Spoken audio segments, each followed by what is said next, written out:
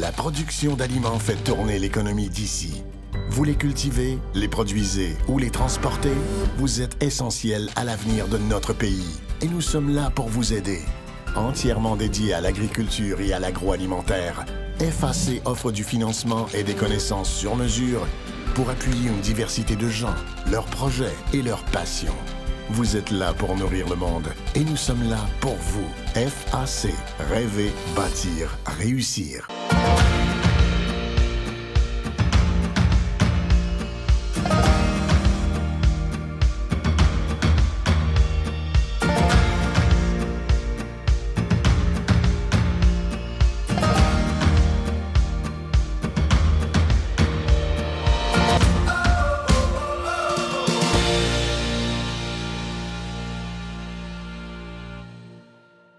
Mesdames, Messieurs, bonjour, bienvenue à Québec Canada Rural. Aujourd'hui, dans un premier temps, on va parler de pêche. Oui, on va parler qu'est-ce que les meilleurs sites qu'on peut retrouver à travers nos régions et comment un peu ces endroits-là deviennent des attraits touristiques importants pour nos régions. À quel endroit on peut aller pêcher, s'amuser à différentes périodes de l'année. Pour ça également, on aura une petite entrevue faite par notre collègue Denis Beaumont sur la pêche blanche du côté de la MRC de Sainte-Catherine de la Jacques-Cartier. Et en fin d'émission, on aura une entrevue avec le nouveau président de l'UPA dans le secteur de Portneuf. D'entrée de jeu, je suis avec Samuel Gendron, qui est un expert, si je peux m'exprimer ici, de la chasse et de la pêche, qui collabore à plusieurs émissions. Bonjour Samuel. Salut, comment ça va? Ça va bien, oui? Oui, ça va très bien. Écoute, nous allons aujourd'hui parler de la pêche, mais on va pas aller pêcher dans les grands centres. De toute façon, on pêche rarement dans les grands centres, à part aller au fleuve dans certains secteurs. Exact. Mais on va parler des meilleurs endroits au Québec à travers la province où on peut retrouver des sites de pêche où ça devient même souvent pour ces localités-là une attraction touristique. Tu sais, d'entrée de jeu, on pourrait dire Sainte-Anne-de-la-Pérade, les poissons des Chenaux, c'est une attraction touristique. Mais il y a d'autres endroits au Québec, parce qu'on en a, nous, ici, précédemment parlé, mais il y a d'autres endroits au Québec, entre autres au Saguenay-Lac-Saint-Jean, il y a des endroits où la pêche, pour eux, c'est une industrie. Là. Si on n'a pas ça, c'est différent pour la localité, oui. Oui, c'est vrai. Partout au Québec, on a des bons sites, des bons endroits, tout dépendant du moment de l'année. Parce que c'est saisonnier, la pêche. Puis la pêche d'un certain secteur va être excellente. Après ça, ça va être un autre, tout dépendant des mois. Présentement, là, la grosse affaire présentement, c'est la pêche aux poissons de fond à la baie au Saguenay sur le fjord. OK. Ça, c'est la grosse affaire. Et puis, c'est très local, mais il y a beaucoup, beaucoup de gens du Québec et même du Canada qui vont pêcher ça, là. Je crois que les retombées économiques, on parle de 1,5 million.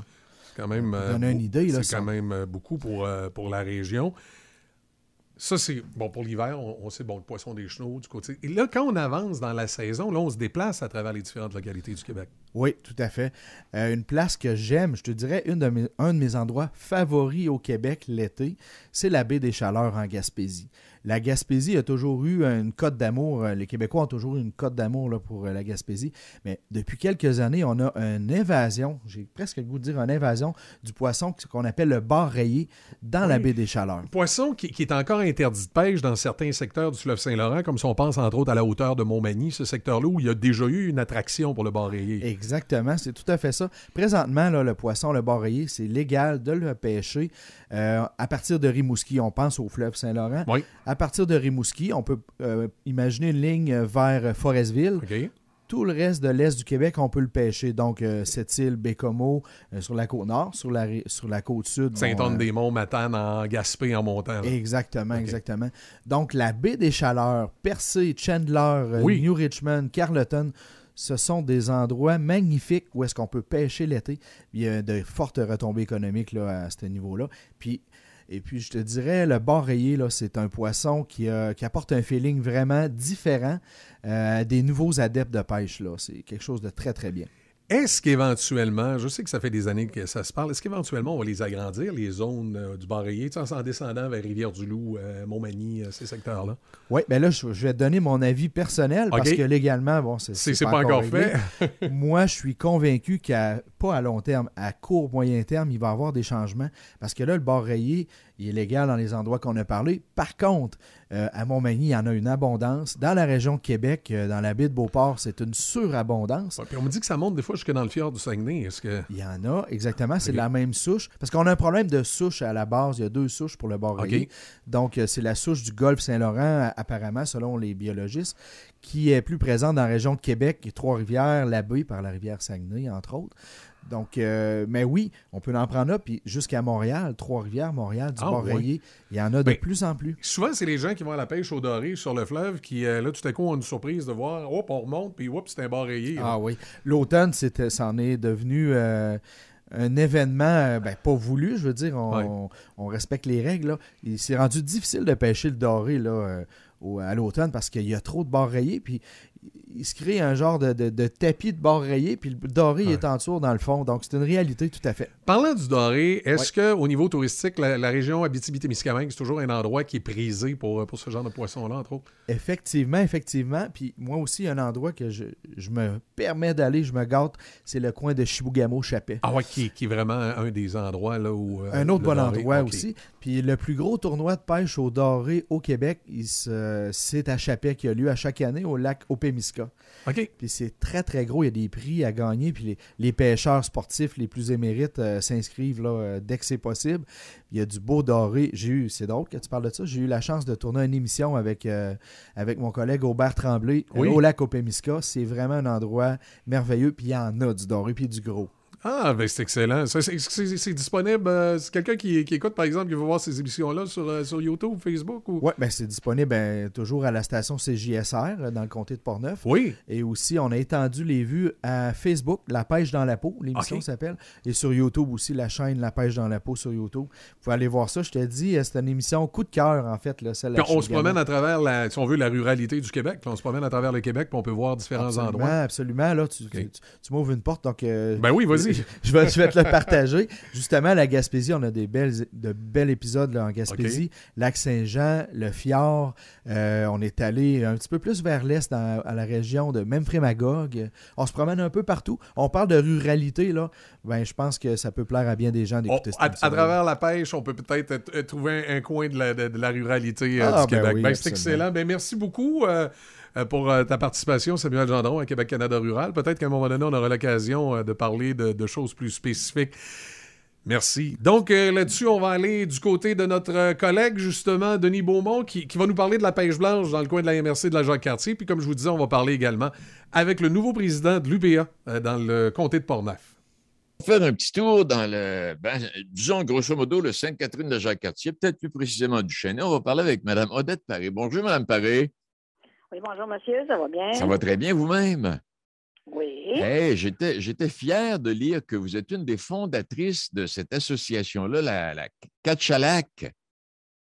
Pour l'activité de pêche blanche? Oui, pour l'activité de pêche blanche. Hey, racontez-nous, il y a 25 ans, là, les gens allaient pêcher sur le lac où on allait faire un tour. Oui, c'est de même que ça a commencé? Oui, comme là, nous autres, on a la permission sur le site de Chêne de s'installer bénévolement une équipe de travailleurs, on prend ça à cœur. Oui.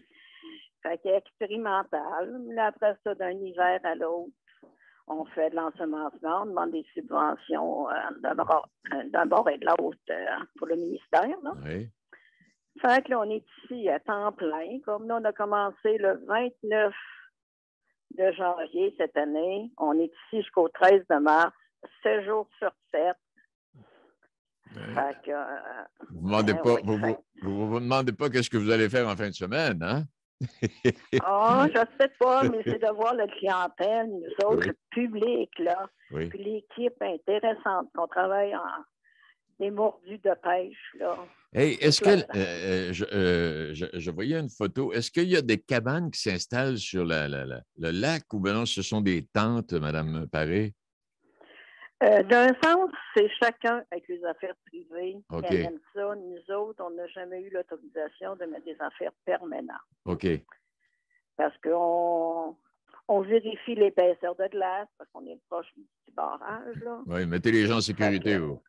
Hein, vous mettez les... Très sécure, puis tout nettoyé, que le monde vienne à pied sans problème. Fait que... Le fin de semaine, c'est un vrai petit village. Ben, j'imagine. Donc, on est bien sur le lac Saint-Joseph, hein? Oui. Ils appellent ça juste la baie de Duchesnay. La baie de Duchesnay, c'est ça. Ça n'est pas permis à grandeur du lac pour l'hiver. Puis là, je voyais le Catchalac. Je pensais que c'était un mot autochtone, mais c'est tiré de Sainte-Catherine-Shannon, Lac-Saint-Joseph. Oui, monsieur, vous avez tout compris, c'est exact. Mais c'est bien, ça, là. Donc, c'est commencé, ça se poursuit jusqu'à quand, Mme Paré? Là, cette année, c'est jusqu'au 13 de mars. Jusqu'au 13 de mars. Oui. Parfait. Est-ce qu'il en coûte quelque chose et à quel moment on doit y aller? Là? Précisez-nous l'horaire et les coûts de l'activité. Ouais. Là, c'est justement, comme on dit, c'est bénévole, mais on fait lentement dedans. Fait que c'est de légers frais à tous les ans, là, par personne.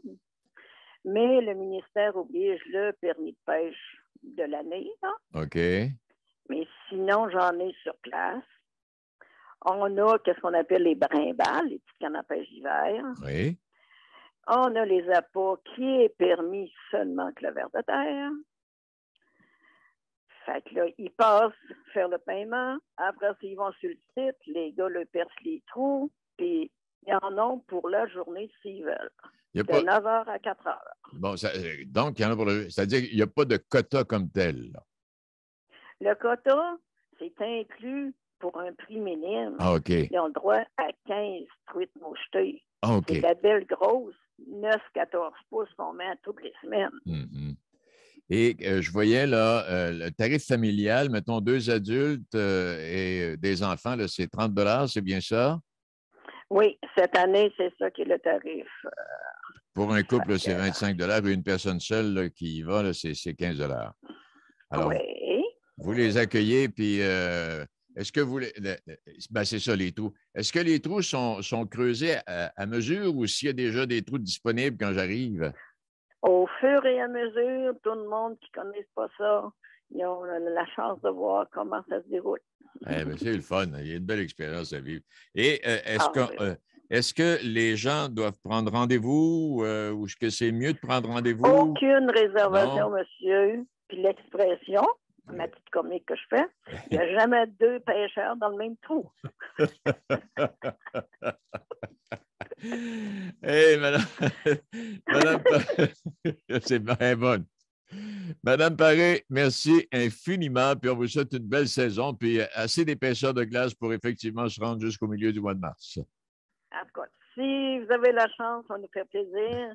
Que je ne suis pas sorteuse, je suis toujours dans le bureau, fait que ça me fait plaisir d'accueillir. Ça me fait plaisir, Madame Paré. Au revoir. Merci. Bonne journée. Au revoir. Madame Odette Paré, donc, une des membres fondatrices, sont quoi? Je pense qu'il était 25 ou 26 du comité qui ont formé ça.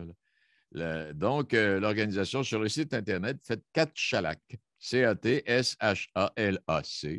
et vous aurez toutes les informations pertinentes. Et quand on cherche des activités à faire en temps de pandémie, bien, depuis le début de la saison hivernale qu'on vous en suggère, puis il y en a toujours une nouvelle à chaque semaine. C'en est une, cela. Toute l'équipe de Belle-Île Solutions Nutrition est fière de vous présenter cette émission. Chez Belle-Île, on met en valeur les ressources de la ferme pour soigner les animaux d'élevage. On appelle cela l'autonomie alimentaire à la ferme. Nourrir l'autosuffisance. Voilà comment nos conseillers vous aident chaque jour. Belle-Île Solutions Nutrition.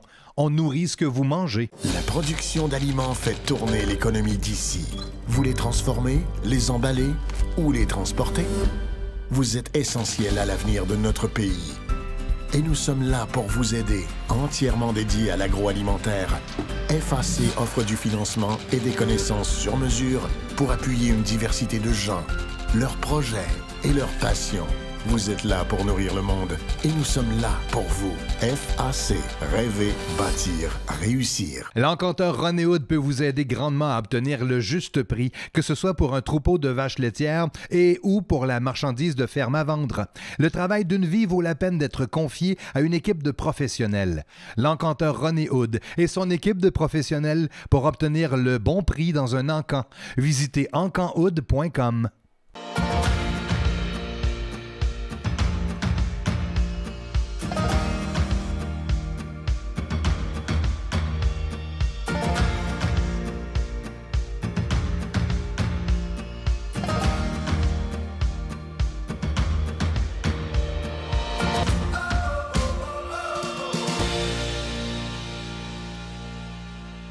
On va aller retrouver M. Hébert. Christian, bonjour. Bonjour, M. Beaumont. Comment va-t-il?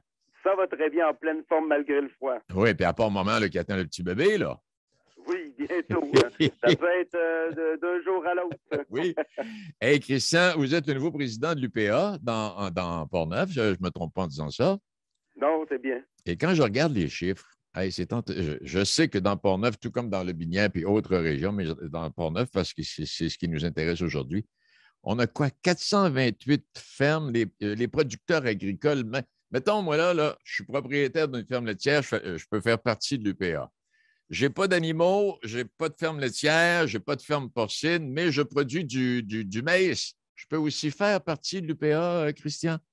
En effet, de nos plus de 400 membres ici dans Portneuf, en fait, la principale production en nombre de producteurs, en premier, c'est les producteurs de grains.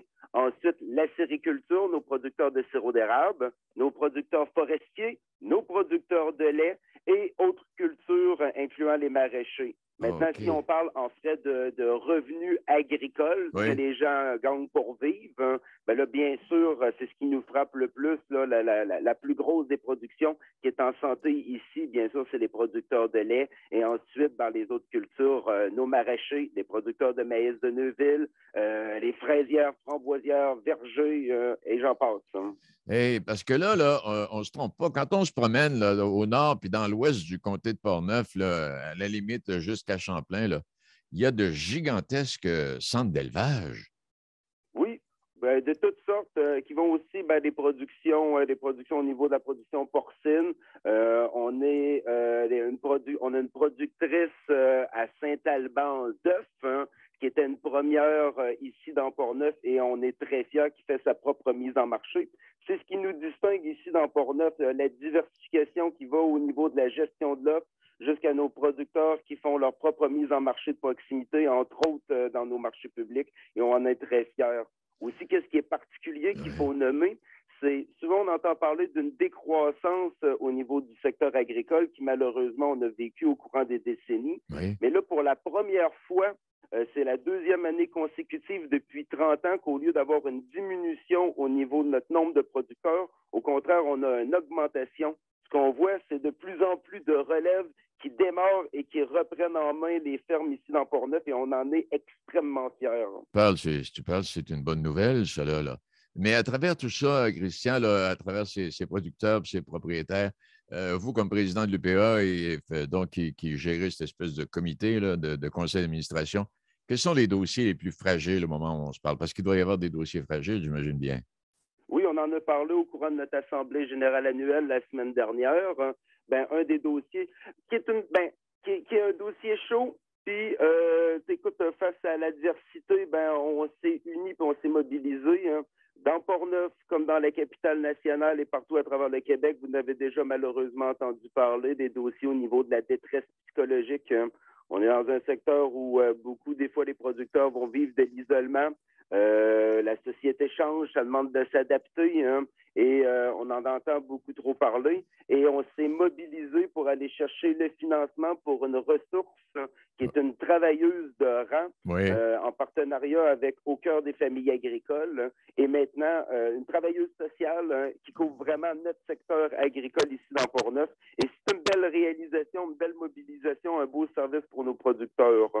Dans les dossiers chauds, on a des problèmes accentués, surtout depuis la crise, au niveau des assurances agricoles. Dans les dernières années, les coûts de nos assurances ne cessaient d'augmenter. De moins en moins d'assureurs acceptaient d'assurer nos fermes ici dans Portneuf. Hein. Et même la MRC, les agents au niveau de la MRC de Portneuf nous en parlent, des jeunes qui veulent faire un démarrage ou des reprises de ferme. Hein, et souvent, même le coût des assurances est plus élevé pour la ferme que le propre coût des intrants, c'est-à-dire la nourriture pour donner aux animaux. Hein. Leurs assurances coûtent même plus cher que la bouffe aux animaux, hein, ce qui met en péril là, la relève pour nos entreprises. Mais Christian, c'est quoi le problème, les assurances si chères que ça?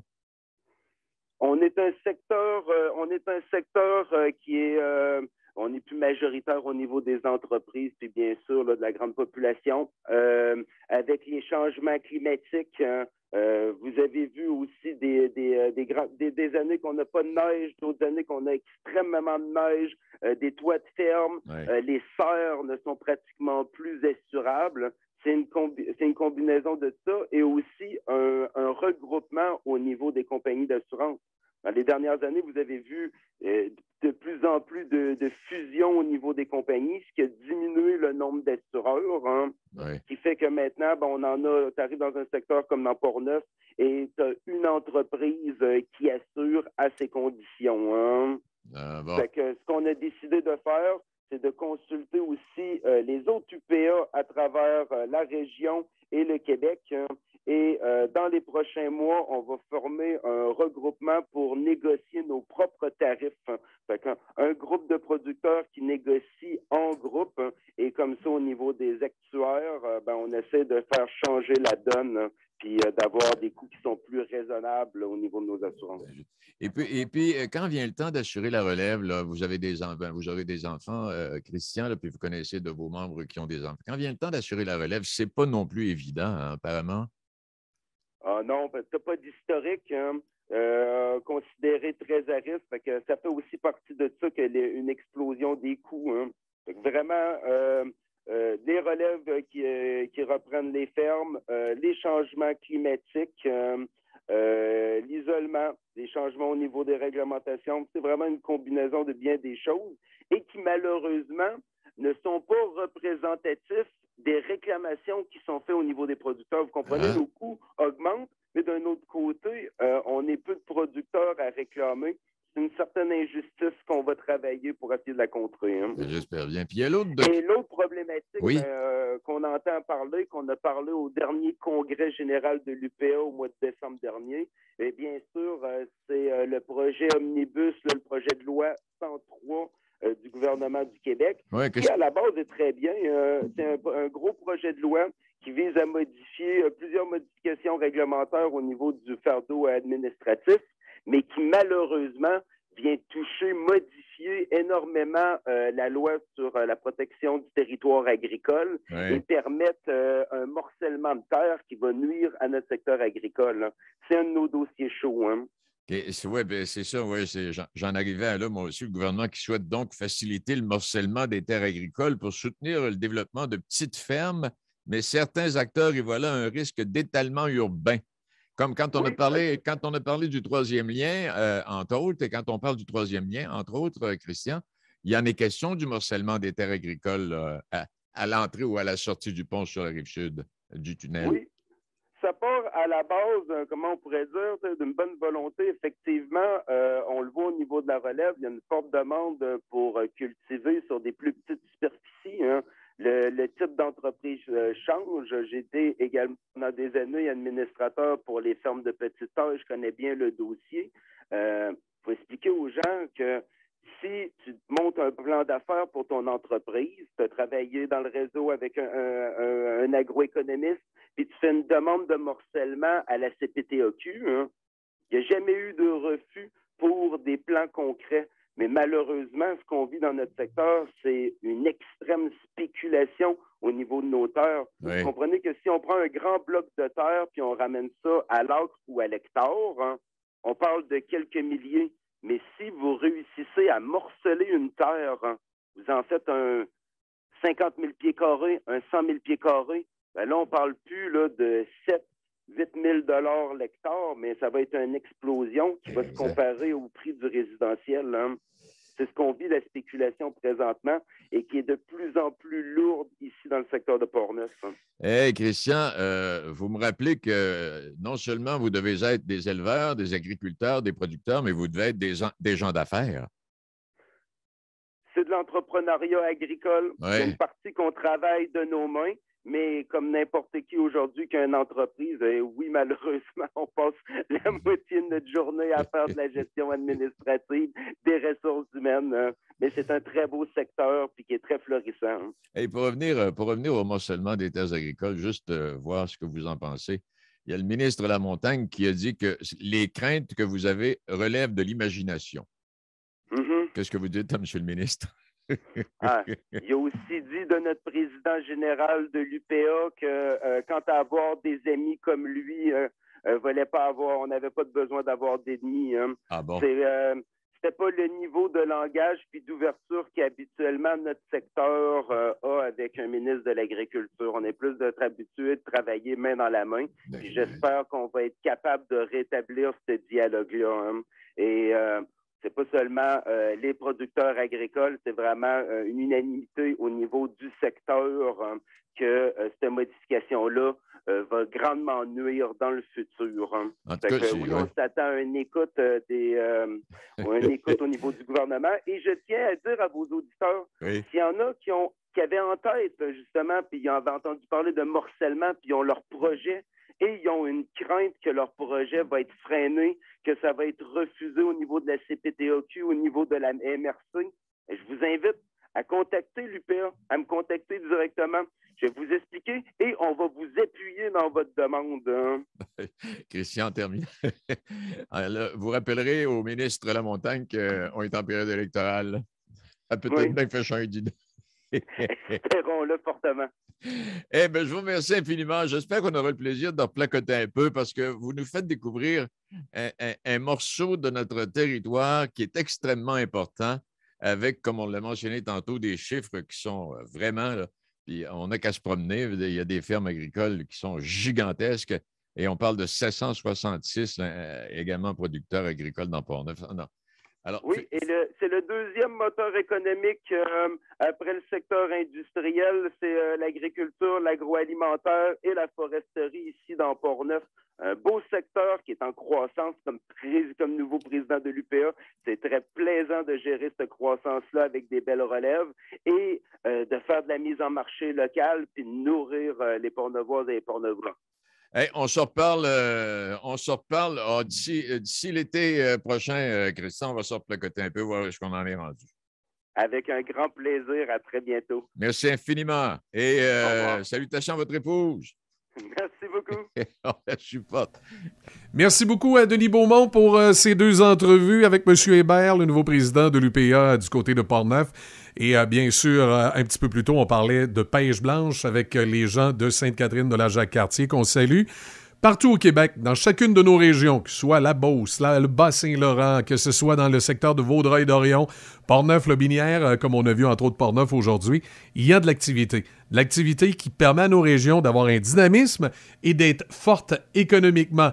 Parfois, ça dépend du tourisme, parfois ça peut dépendre de l'agriculture, d'autres fois ça peut dépendre de la chasse, de la pêche, comme on a pu voir la pêche aujourd'hui, d'autres fois une attraction, un monument historique, un bâtiment historique. Nos régions sont riches, sont parfois même sous-estimées. On devrait évidemment aller les visiter peut-être un petit peu plus souvent. Le tourisme interprovincial, c'est peut-être une qualité de la pandémie, ça, où on a appris à redécouvrir notre Québec. Une chose est sûre, c'est qu'on fait tout pour vous faire découvrir les régions à Québec, Canada rural. Mon nom est Michel Cloutier, je vous souhaite de passer une excellente semaine. On se dit à bientôt. La production d'aliments fait tourner l'économie d'ici.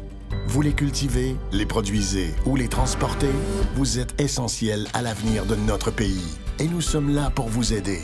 Entièrement dédié à l'agriculture et à l'agroalimentaire, FAC offre du financement et des connaissances sur mesure pour appuyer une diversité de gens, leurs projets et leurs passions.